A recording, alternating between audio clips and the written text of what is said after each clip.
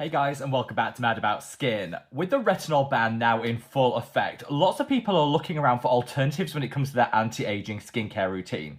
Before the ban, retinol was hands down the world's best-selling and most popular retinoid. People were buying millions upon millions of units of retinol and using it as part of their skincare routines. With that now gone or heavily restricted, let's talk about the best alternatives. In today's video, I want to do what I'm terming the retinoid showdown. We're going to take each different retinoid in turn, going from the weakest, the most sensitive skin friendly, through to the strongest and most potent. That way, you can match the right retinoid to your individual skin's needs. So sit back, relax, let's start the retinoid showdown. Now, in today's video, I'm going to share with you my take on each and every retinoid that's available. But always remember in skincare, use what works for you. What might deliver really great results for one person might do the opposite for another. And so there is always going to be an element of trial and error. Hopefully this video then will help you navigate your way through the crazy world of retinoids and choose the right one for your individual needs. If you appreciate this style of content, which I'm going to try and keep super chatty and free-flowing because I feel that retinoids as a topic is a little bit confusing. And I want this to appear like just a couple of skincare besties sat around talking all things retinoids and helping each other to choose the right ones. So if you appreciate this style of content, make sure to let me know by reaching down and giving the video a big thumbs up and a like. The more likes a video gets, the more widely YouTube will distribute it on its platform. So just from the bottom of my heart, love to each and every one of you. Now, without further ado, let's cut that waffle and delve straight on in. So retinol, formerly the best-selling retinoid on the market, is now heavily restricted. In most countries of the European Union and increasingly other countries across the world, the amount of retinol that's allowed to be contained within a product is being capped at 0.3%.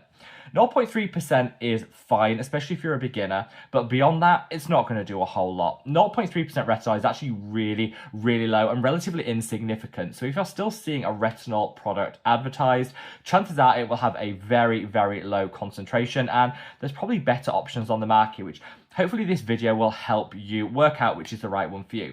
I would love to know, before we delve in though, what is your current go-to retinoid of choice? What form of retinoid are you using? Reach down into the comment section and let me know. That way we can see where the true thoughts and opinions of the Mad About Skin community lie. So as I said, we're going to start with the most sensitive skin friendly first, and that will generally be bakuchiol. Now, bakuchiol technically isn't a retinoid, but because studies show it acts in a similar way and delivers similar results, often people will class it as a retinoid, which is what I'm going to do in today's video. Now, I'm going to class bakuchiol and something called retinol esters together. These are both super, super gentle, but in the long term, will have really, really great results. Bakuchiol is actually a plant-derived alternative to retinol, which one such study show, if used twice a day, and that's key, you need to use bakuchiol twice a day, whereas retinoids you use once a day, so that's the key difference. But if you use it twice a day, it actually delivers really great anti-aging benefits, boosting collagen and elastin and increasing cellular turnover. It's definitely on the more gentle end of things, but it's great if you can't tolerate retinoids or you have super sensitive skin. The same goes for retinol esters. These are super, super gentle. They have to go through a lot of conversions to get to the retinoic acid that our skin needs to deliver the anti-aging benefit.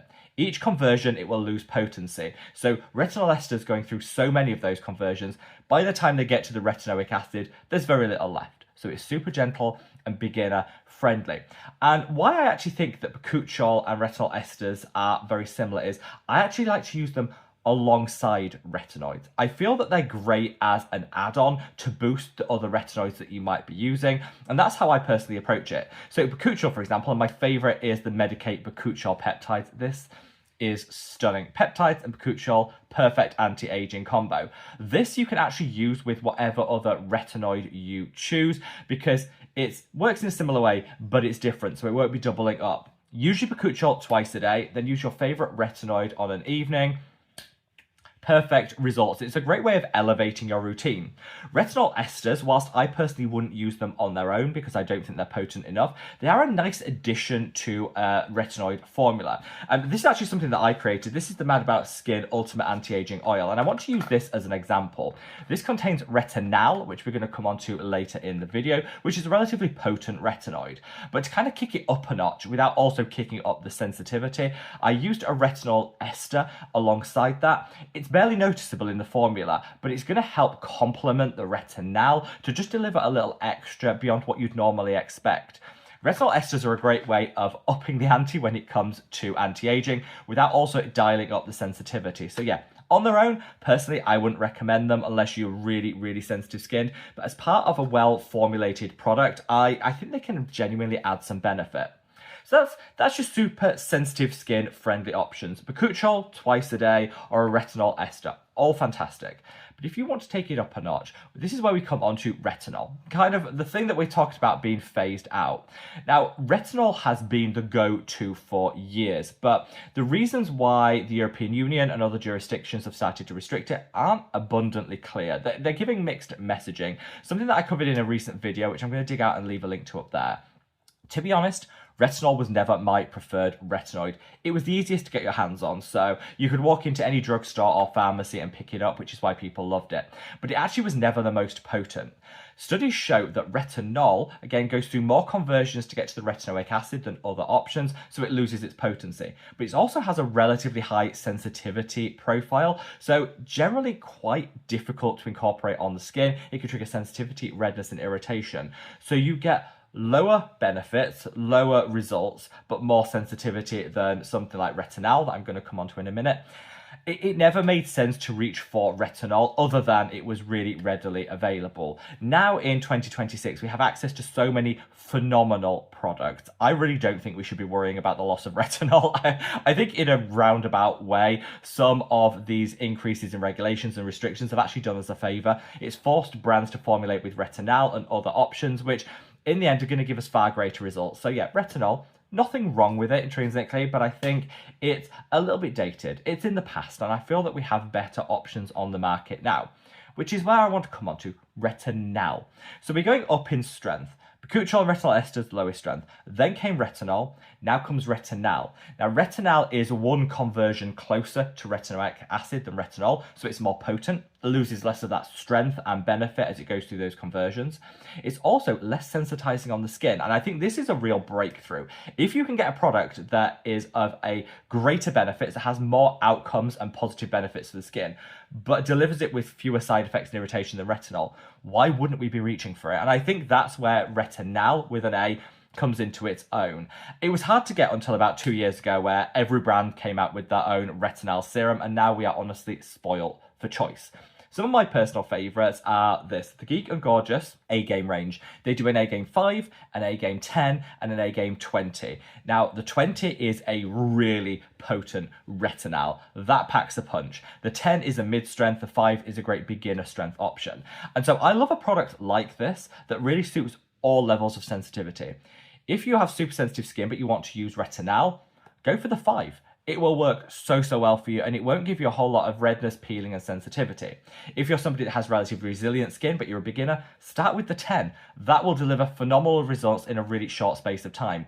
If you're an expert in the retinol field and you've been using retinoids for years and you want to know what to go for, the 20 will give you sky-high results, and this doesn't cost the earth. Super affordable, super accessible, and I love the fact that you've got 3 different strengths. Medik8 do a similar thing. They actually have 10 different strengths of their retinal product. This is the Medik8 Crystal Retinal Collection, and they really supercharged our retinoid game when they came out with this product. It was one of the first over-the-counter retinals available, and now every brand is following suit. They really led the way, which always they will have my heart for that. But they do 10 different strengths, starting at a 1, working its way up to a 24. This is the Medik8 Crystal Retinal 24, which is the world's strongest over-the-counter retinoid. Doesn't get stronger than this, and whilst it comes with a slightly higher price point, if you're wanting like maximum anti-aging, this is where it's at. But again, you could start with one of the lower strengths and work your way up, which is what I love. Retinal is now available for everyone. No matter what your level of skin sensitivity or your skin type, there is a retinal out there for you,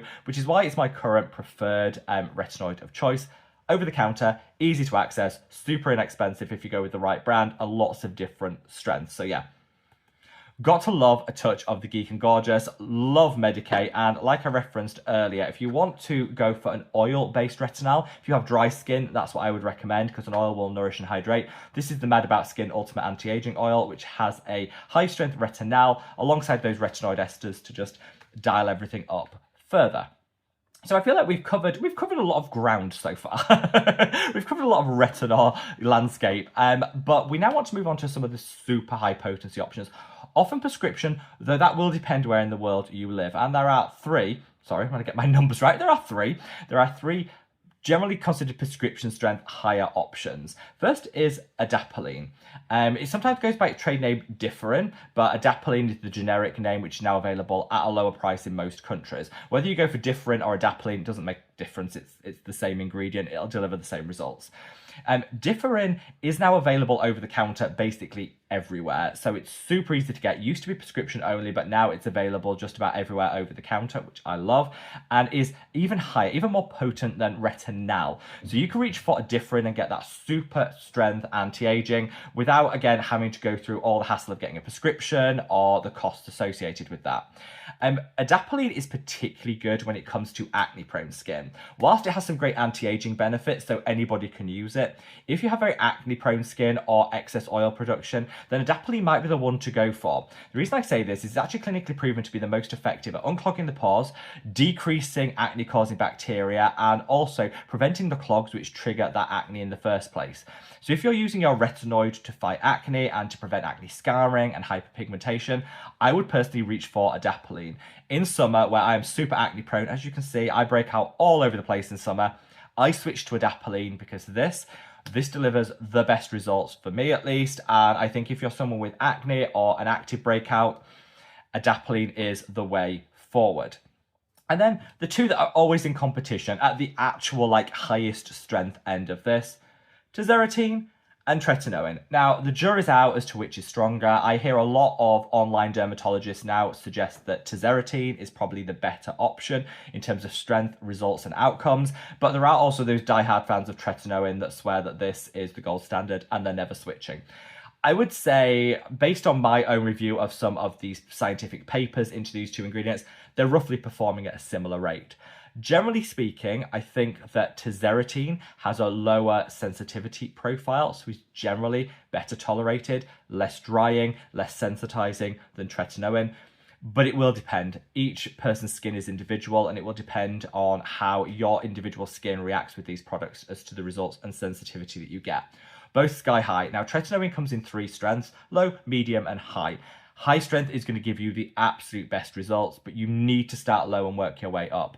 If you're somebody that's already been using a retinoid, something like a high strength retinal or adapalene, you can probably go into your tretinoin at the mid strength and then work up. That's fine. But for anyone new to it, start at the bottom, work your way up. 0.025 is the lowest dose, 0.1 is the highest dose.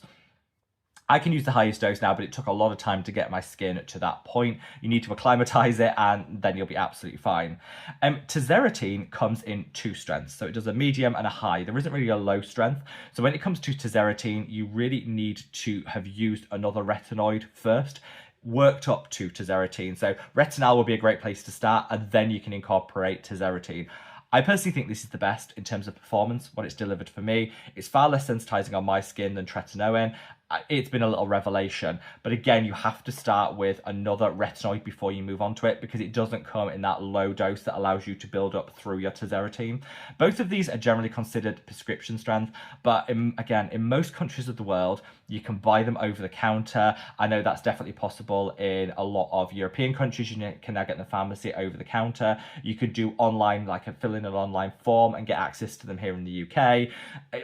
It's becoming more and more accessible. And so if you're looking for a super high strength option, if you can get it, I would probably look for tazarotene. I think that's where most of the online dermatologists that I've seen content from seem to be directing their patients and their viewers, saying greater results and generally lower sensitivity, though that will depend on the person. And there, in a nutshell, you have our retinoid showdown. Whichever one of these amazing retinoids you go for, it's up to you. But just know that there is one out there for you. Use the right retinoid, you'll see an increase in collagen and elastin production, minimizing fine lines and wrinkles, and a decrease in hyperpigmentation. But choose the right one that aligns to your individual skin type, level of sensitivity, and what you're looking to get from the product. Don't feel you have to go for one of the high strength prescription options. There are other things over the counter that might be less sensitizing. The key thing is to use them long term to maximize the results, and hopefully this has helped. So, did you find this useful? If you did, leave the thumbs up emoji down in the comment section below to let me know that you've watched to the bitter end, so that I can personally thank you for being with me through another video. And hopefully, like I say, this just helps you on your own retinoid journey, wherever you are in the world, guys. Stay safe, stay well, and love your skin. Take care. Bye.